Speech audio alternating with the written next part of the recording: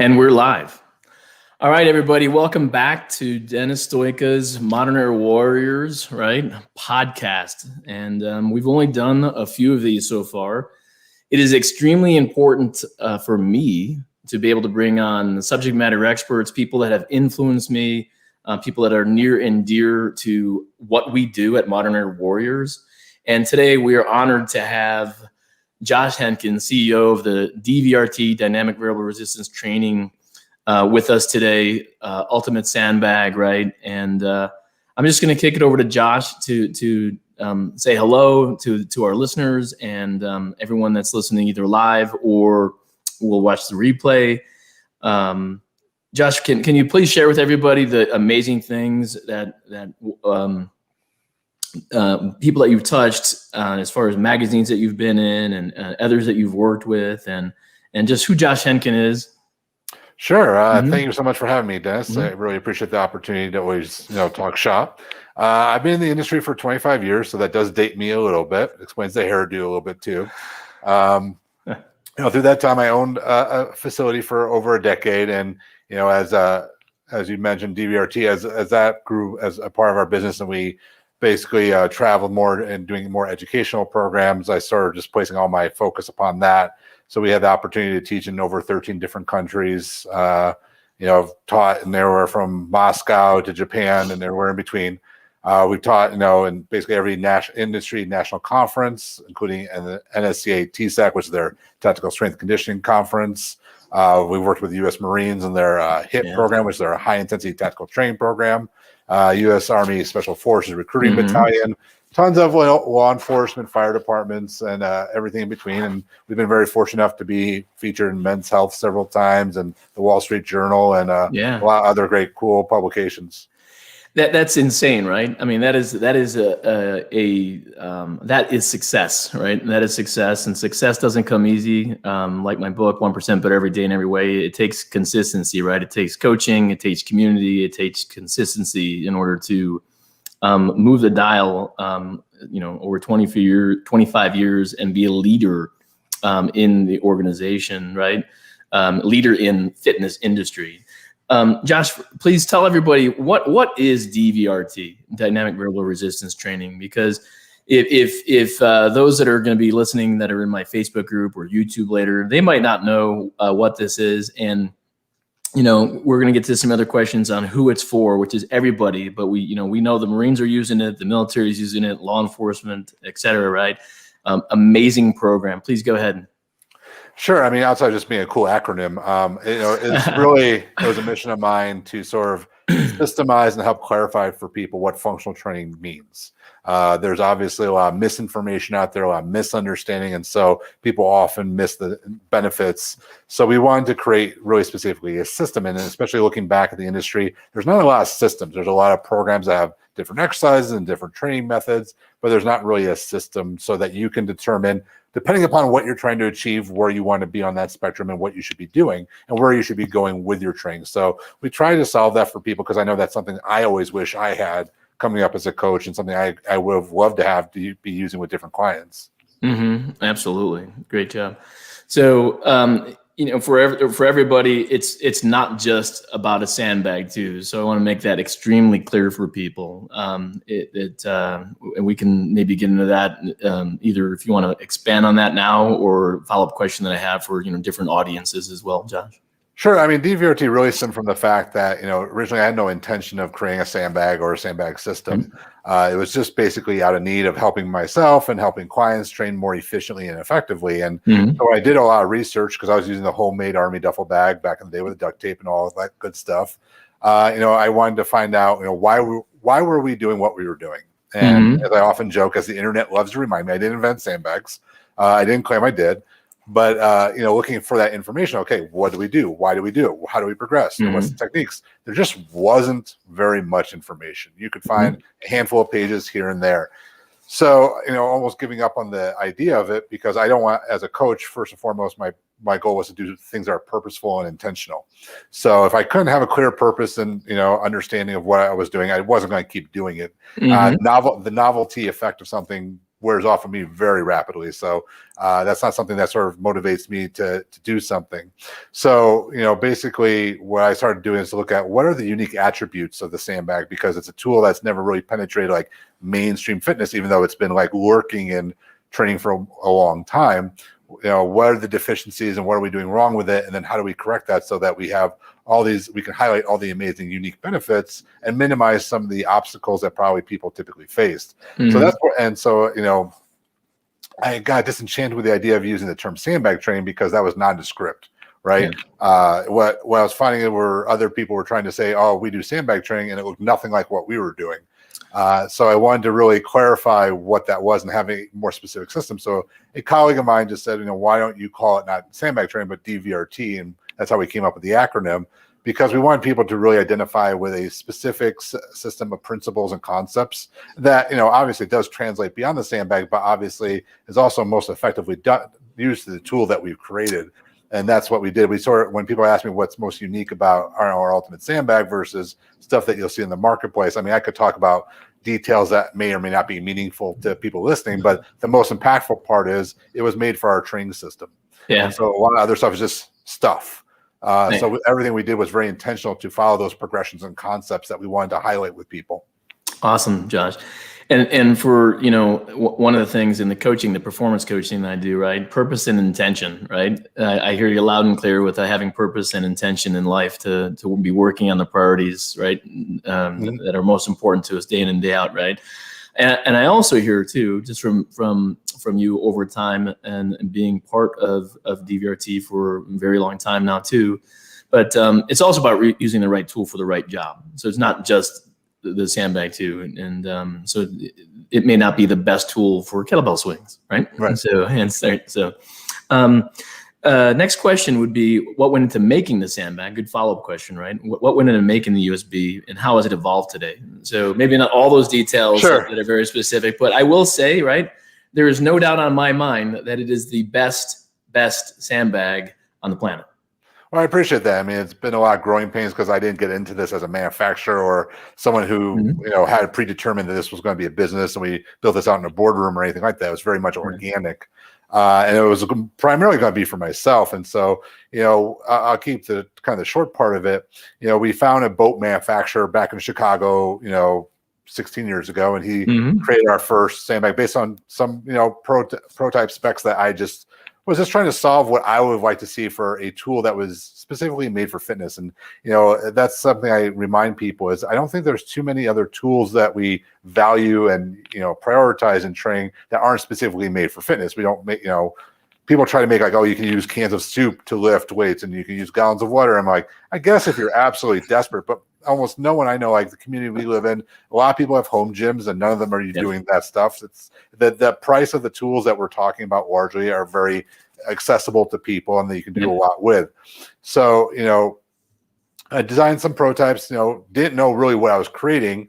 And unfortunately, that wasn't really a big scale manufacturer. This was kind of a side project for him. So we were very limited. I didn't know this at the time, and, materials that we had available or what he could engineer. And so over the years, as we got to different manufacturers, basically our options grew to improve the tool, because I always wanted a tool that I would be super psyched to use myself as a coach in my facility or my gym or at home or with clients. So it always to me had to be very top notch. So just over the years, we figured out like how long do handles have to be? Where do they have to be? What type of materials, are more durable? What are easiest on the skin? What can be easily cleaned?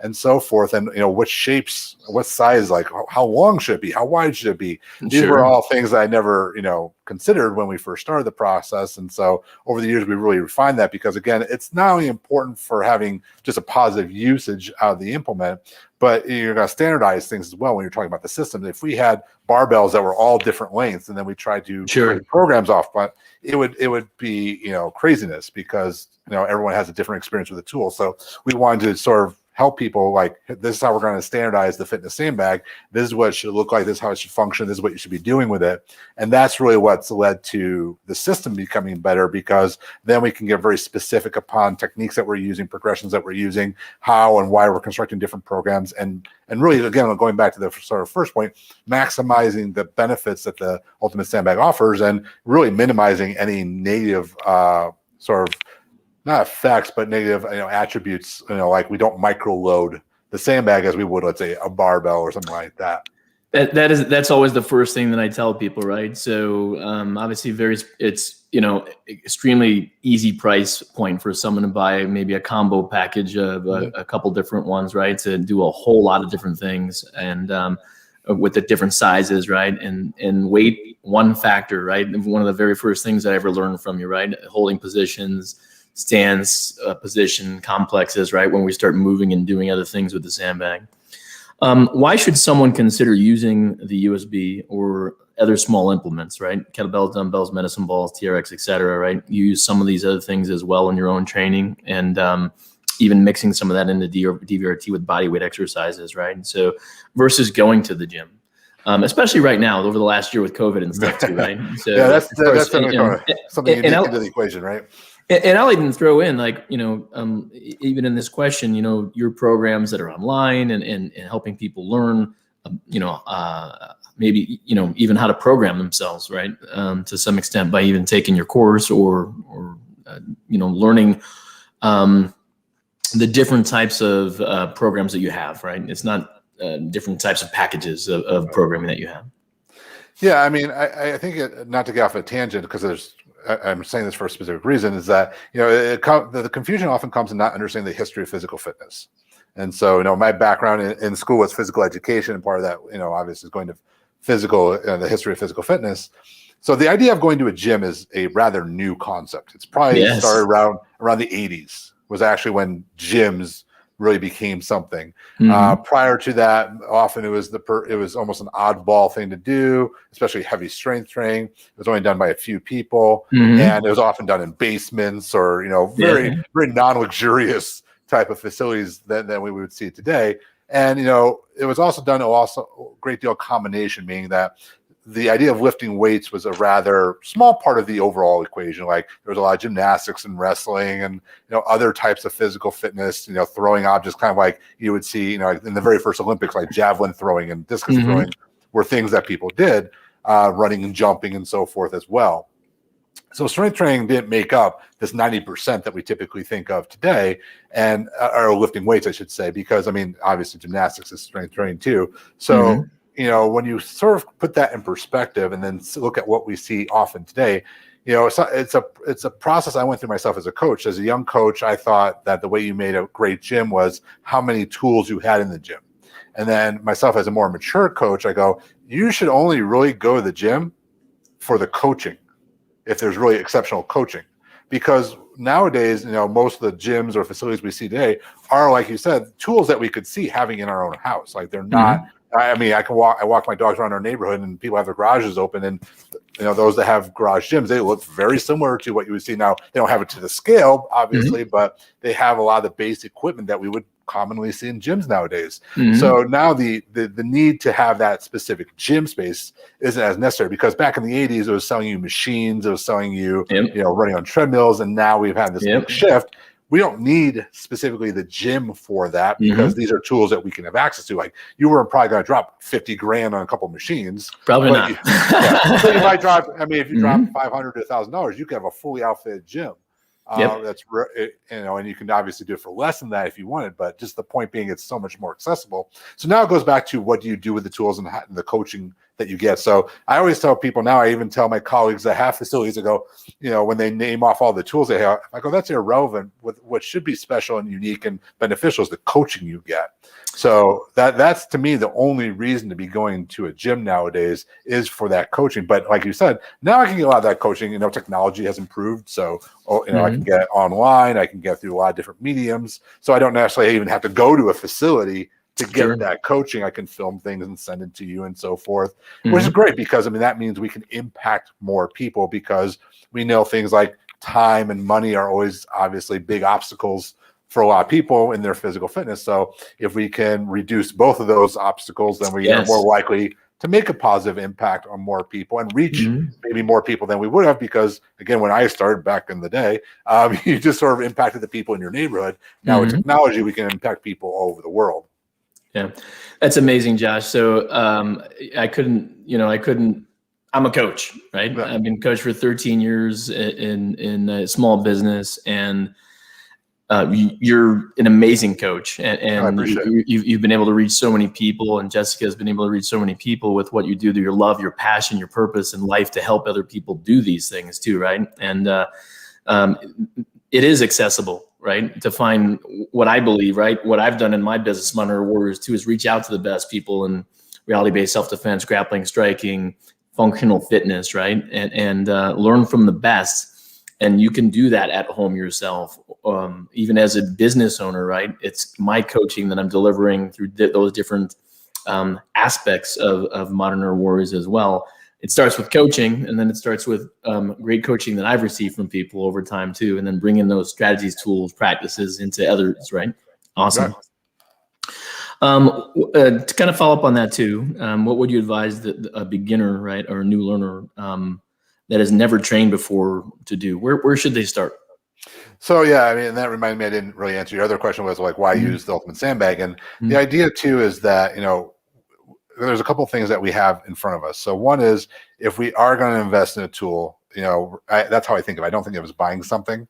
I always hated I know a lot of my friends have said it over the years, of buying toys, because I hate that analogy, because toys are something, if you think back to children, that they get bored of and they move on to something else. Don't use. Yeah. They eventually don't use. If you have purpose and intention, it's a tool. Yeah, it's a tool, and it's an investment that you're making. And so you want that investment to be maximized as much as possible. So it has to be able to do so many things, and it has to be able to do many unique things. So another bad trend in fitness that I see is that, like, people go, "Oh, just use whatever you have." On one hand, I understand, we do want to empower people to not feel like they can't do certain things. But on the other hand, you're doing a bit of disservice and not helping people understand what makes for a great tool. If I take a saw to do the job of a hammer, I'm going to be hitting myself for a while, right? And, to a lot of people, they think, oh, all these weights are equal. But the reason I choose a kettlebell or ultimate sandbag or a suspension trainer or a band should be very specific. And right, just like why would I choose a wrench or a screwdriver or something like that? Because it does something uniquely beneficial. So, what is that? Well, it's that we can use the ultimate sandbag to be another coach for us, which, if you're talking from a digital end, but also even when I coach people in person, if you've never felt something, I'm telling you to do this, it's very hard for you may logically understand what I want, but you don't know how to do it. So if I can use the tool to be another coach for me and give you that feedback to understand how to use your body more efficiently, that's a huge win in our process of building success. If I can use a tool that, like, no two reps are the same. So again, we're not, adapting as easily, but we're still building skills. So one of the things, people sort of innately, I can think and understand, is like a sandbag is unstable. But when I ask, why is that beneficial? That's where the crickets are coming. So, like, one of the things that makes instability so important, and it wants to be mild instability. If you make it too great, then it becomes a circus trick. So you want mild instability, because that means you're challenging movement accuracy. We all know, we've all been there, where we muscle through something, it gets ugly, it's not good, right? One of the things that we're trying to do in functional training, especially for tactical athletes, is build movement efficiency. So, you don't want to move inefficiently, right? When you teach your fighting and self-defense stuff, you want to be as efficient as possible. Same thing when we're doing our strength training. So again, that tool gives you feedback. Are you trying to muscle through everything? Are you building that efficiency overall? Then we also have a tool that allows us to train basically every muscle in the body and everything that we do. So it's efficient from a time perspective too. Because like I said, if we're not going to make, we don't need to make strength training hours and hours long to be highly effective. Usually my job that I get contracted for is what's the least we can do for the biggest benefit, for the maximum time, right? So I'm all about maximizing, right? Maximizing my time and people's times, right? So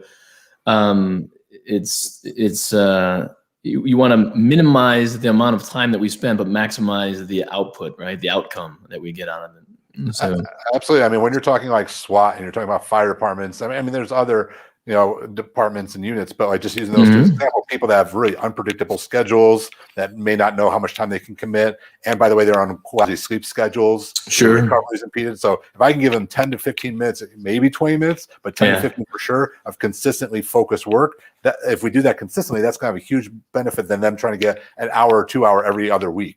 And that's what we push in at Modern Era Warriors, right? So 20 minutes plus or minus. So 15 to 20 minutes is what we're promoting, high intensity interval training. We also do yoga and Pilates, and I do recommend people do some extra strength training, because most of what we do is cardiovascular endurance for our functional fitness in the gym. It gets a little bit more unique when we're working on maybe 100-pound sandbags. Right. There's only so many people that can do some of those things, and it's harder for a group exercise, I find. Sure. But anything else just for the new beginner person? I think the beginner any program or my recommendation is, I mean, is to, if you're going to invest in the tool, invest in the system. Because we always say we're not a equipment company, we're an educational company with a piece of equipment. So the more you understand our system, and it's not complicated, trust me, I could break it down for my mom and dad in like 10, 15 minutes, and they could have a really good grasp. It's just a different way of thinking. Sure. So it's just like learning a different language. So once you get those like couple of base principles down, you're going to see like, oh my gosh, there's so much I can do, but also what I do feels really good. And I think that's so important, because people often think exercise has to be painful. It shouldn't be painful. It should be productive. There's a difference. It should be fun. If it's not fun, you're not going to do it. It should feel empowered. You should feel actually like you're moving better. So we do have programs online if people just want to get started, but I often recommend people, check out some of the, free blogs that we do just to get an idea of the principles and understand. And we give examples of how we do this. Okay. How do we take this principle and put it into practice? And then once you see it over a few more times, it starts to make sense, and you start getting all this wonderful appreciation for what functional training can be. Sure. And one thing I want to point out too, that DVRT, the entire system, and even when we talk about sandbag training, there's a lot of bad stuff out there. People are back squatting with it, right? And doing things that you will not see Josh Henkin or any of his instructors do. I've seen a lot of crazy stuff on YouTube, and even some extra books here and there, right, on sandbag training too. So be careful with what you're looking at too, and no doubt about it. I think everyone, if they compare some things, they'll find out easily and quickly that DVRTs where they should be in quality. But anything else for that experienced person, Josh? Or again, it's more to that education, right? Yeah, I mean, for an experienced person, you're going to have to be open-minded enough to think a little bit differently, right? I mean, if you go into it going like you just sort of mentioned, if I'm going to, and I made this mistake myself, and what set me on my personal path was, if I'm going to use this just to be a substitute, kind of like dummy barbell, then I'm not going to get a lot out of it. So you're going to have to be willing to see it as a unique tool and then learn some different principles. It'll only enhance what you're already doing, and it'll open your mind to so many more things, but it'll allow you to appreciate what we're doing so differently. Nothing, like you said, sort of disappoints me more, because again, if I was only about selling you a tool, I wouldn't care how you use it. Sure. So I wouldn't argue with these people about, oh, this is not a good sandbag movement, if I didn't think it was impactful to people for their experience. So it's just having that open mind. Again, like you said, going into education now, you don't have to spend 20 years. It's not that complicated of a system. You could get a really good grasp after a few posts of what we're doing, and following reliable people. I think you hit the nail on the head. Knowing who you're following and making sure they know what they're doing. It can be complicated. It can be hard nowadays, but you got to find people with good sort of backgrounds and make sure they are good coaches. And I know you have, some of the programs that you have, right? Because you'll have specific programs online that people can purchase too. And some of those are year long. I mean, there's so many workouts within there. Someone could even just do that for a year, right? And I know you also offer online coaching as well from the site as well too. So I think people get like, they think like a year is just like hype, but it's like, no, it's actually, when you get down some foundational principles, it's not hard to make a year-long program. Not at all. Yeah, not at all. Tell us about how versatile it is, because I'm a career law enforcement person, military person. I know you've taught specifically that clientele, right? Firefighters as well, been very popular, right? To move people that are in these lines of work, right? There's a huge thing for officers' health and wellness, in my field, right? About trying to keep people healthy, live longer because of stress and the job and things of that nature, right? But used by mom and dad, right? Used by kids. used for physical therapy, used for yourself, even in your own recoveries from back surgeries. So, how versatile is it? Do you have any comment either on yourself or your own recovery, how Jessica might use, something and teach people for physical therapy work, or in general, mom and dad at home? I mean, just talk about the versatility of it. Yeah, I think there's a lot of crossover in all those populations. I think I'm not an operator, never been an operator, so I always tell people that up front. I don't try to be or anything like that. But Smooth operator? Well, Jessica may say not even that. You may disagree with even that. Probably not too smooth either. But I like to be upfront with people because I know a lot of people pretend to be those things sometimes. But yeah, I mean, so I have a spinal disease, and that's led me to having 8 spinal surgeries. Most of my cervical neck is fused, and I have neuropathy in different segments of my body. So for me, it's a lot of times when I share these things, people want to go like, "What did you do in your training to cause that?" I'm like, "Well, that's disease. I'm only able not to be in a wheelchair, not being in a worst case because I've had doctors that want to put me on disability." So the exercise part has been able to keep me from doing that. So now you might say, well, that's a really unique, thing. And I hope no one has to go through that because it's not fun.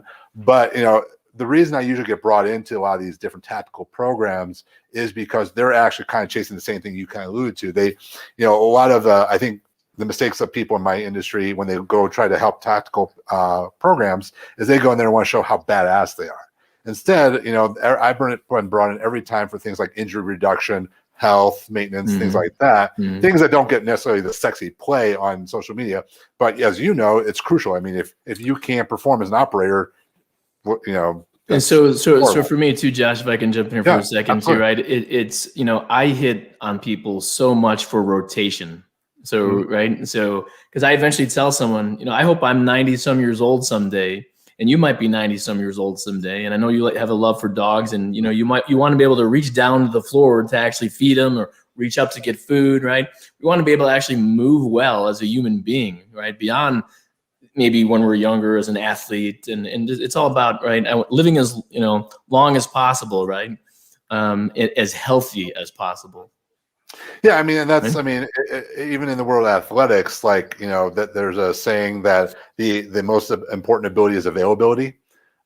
So I think, again, it's one of those things like when we come in with DVRT and what we're doing with Ultimate Sandbag is first, like you said, teaching good movement skills. That doesn't mean we're not training muscle. That doesn't mean we're not training strength or fitness. We are. We're just doing it in a way that's going to end up allowing you to perform better and for longer, like you said, the quality of your life. So, I hear all the time when I go to these programs, oh, we've been doing this CrossFit program, this powerlifting program. And, that people will pull me off to the side and go, yeah, some of our guys hurt. So many of them hurt. Yeah. So, Dr. Lee Burton had a great saying is like, exercise should not be a risk factor.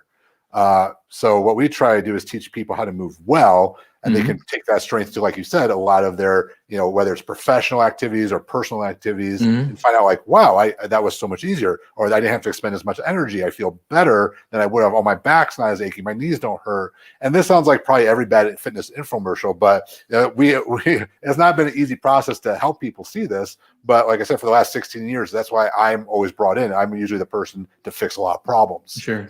And those are the most common problems that we're often brought in to see, whether it's athletes or tactical people, or like you said, in physical therapy. It's kind of the same thing. Now it's just, where are you on that spectrum? Where are you in the system that we want to start you at? And then where are we going to take you on that specific path? Sure.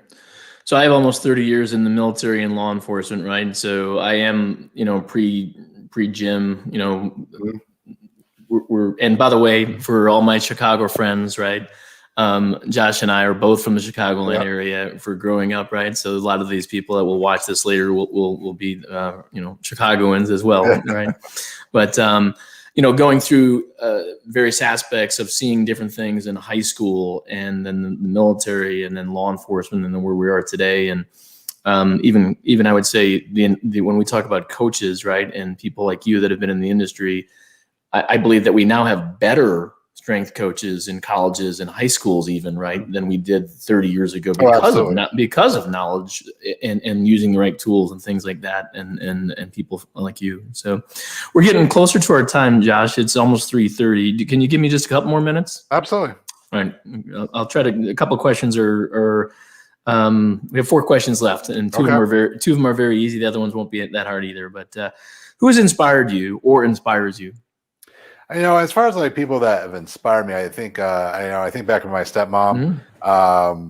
Shoot, I want to say like 20 years ago, maybe a little bit more. She was diagnosed with stage 4 breast cancer, given like 6 months to live, and she ended up living 8 years. But not only did she live the 8 years, she became a big advocate for women's breast cancer and diagnosis and those type of things. So I remember her when I sort of feel like I'm struggling a little bit or I'm not feeling too motivated and things like that. I remember, when my back disease caused me to end my college basketball career. It was going to end anyways because lack of athleticism eventually was going to catch up with me.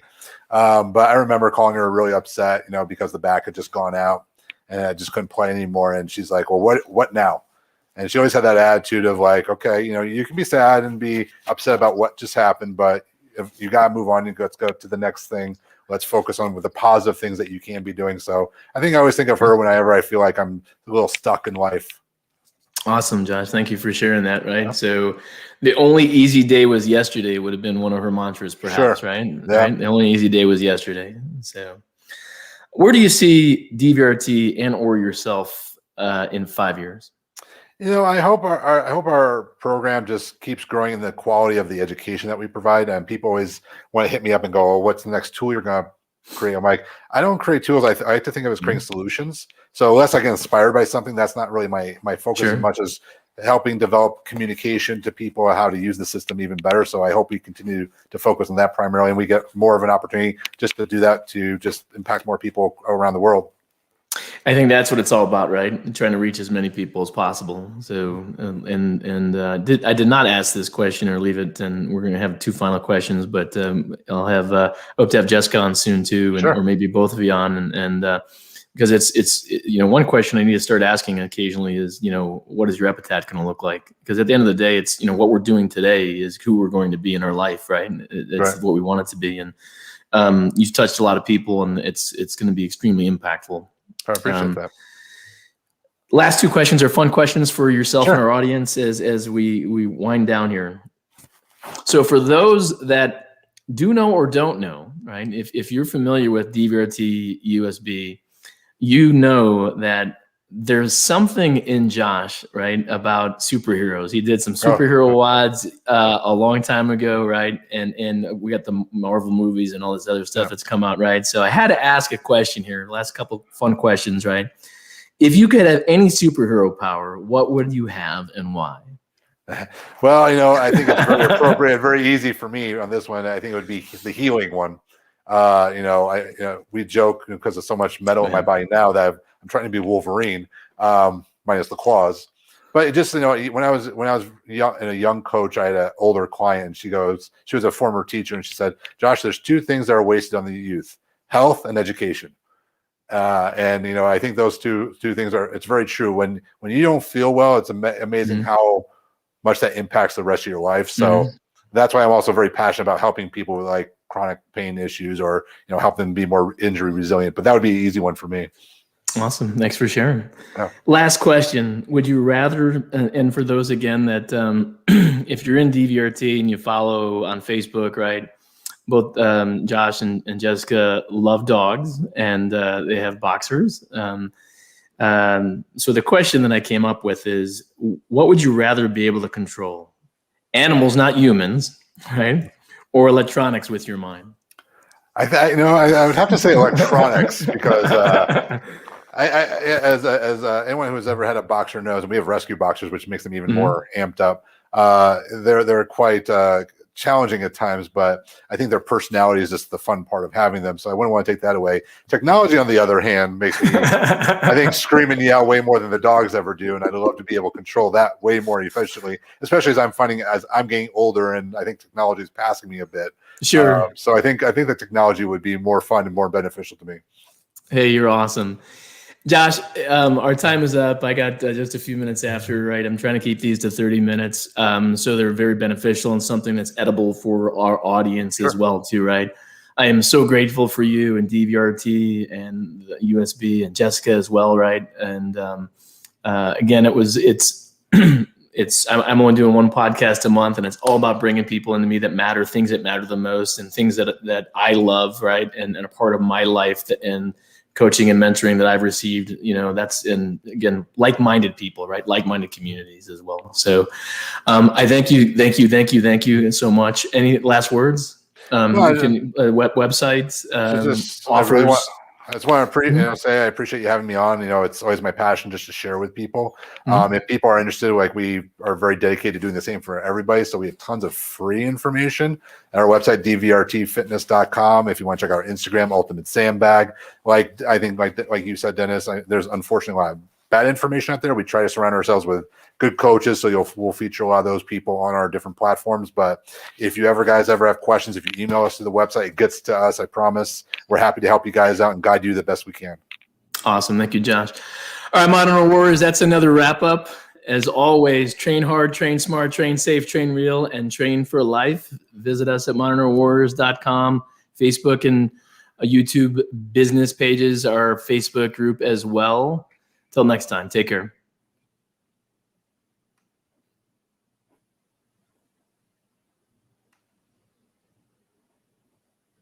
All right, Josh, I'm going to end the broadcast. Okay.